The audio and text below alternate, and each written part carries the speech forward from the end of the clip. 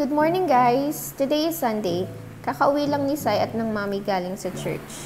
Bago sila umuwi, dumaan muna sila sa tindahan at nakakita nga si Sai ng Rice Krispies. Cotton candy talaga yung hinahanap niya kaso walang available na cotton candy ngayon. Kaya napabili na lang siya ng Rice Krispies. After niya maubos yung kinakain niya, nagaya na siyang bumaba para makipaglaro kay Gia. Maliit pa si Gia nung huling kita namin sa kanya.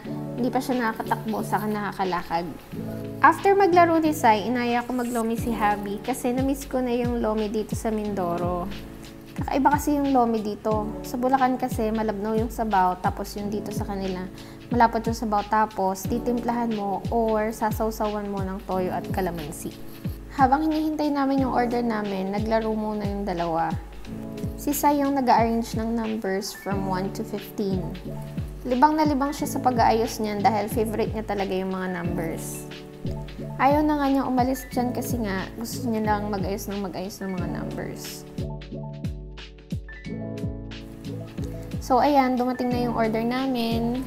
O diba, ang daming sahog ng lomi. Sahog pa lang, busog ka na. Tingnan niyo yung consistency ng sabaw ng lomi dito. Sobrang lapot niya. Malayong malayo sa nakasanayan kong lomi sa Bulacan. Sa pagkakaalam ko, merong nag-try ng ganito sa Bulacan. Kaso hindi nga lang siya nag-click. Anyways, masarap talaga siya kahit yung baby ko nagustuhan yung lomi dito. After namin kumain, tinry muna ni Colette mag-billiards. Tuwang-tuwa na siya dyan na tinamaan niya yung mga bola. Eh di syempre, hindi magpapahuli yung daddy niya.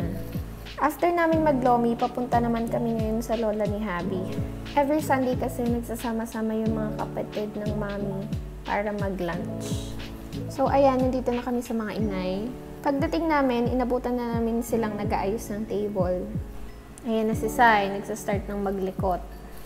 Tuwing pupunta kami dito sa mga inay, hindi ko alam kung bakit ako laging inaantok. Siguro dahil sa busog or sa hangin. Kasi malakas kasi ang hangin dito. Sobrang nakaka-relax.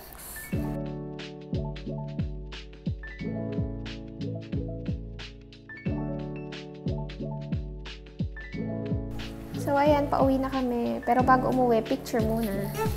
Hindi kami nakaalis agad kasi inabutan ng ating si Sai ng toy. Where's this from? From Inay. Thank you. You hug?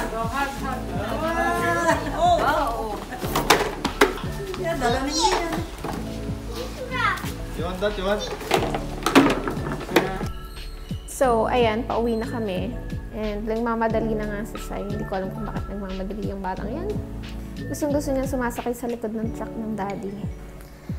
So, ayun lang. See you sa next videos namin. Bye!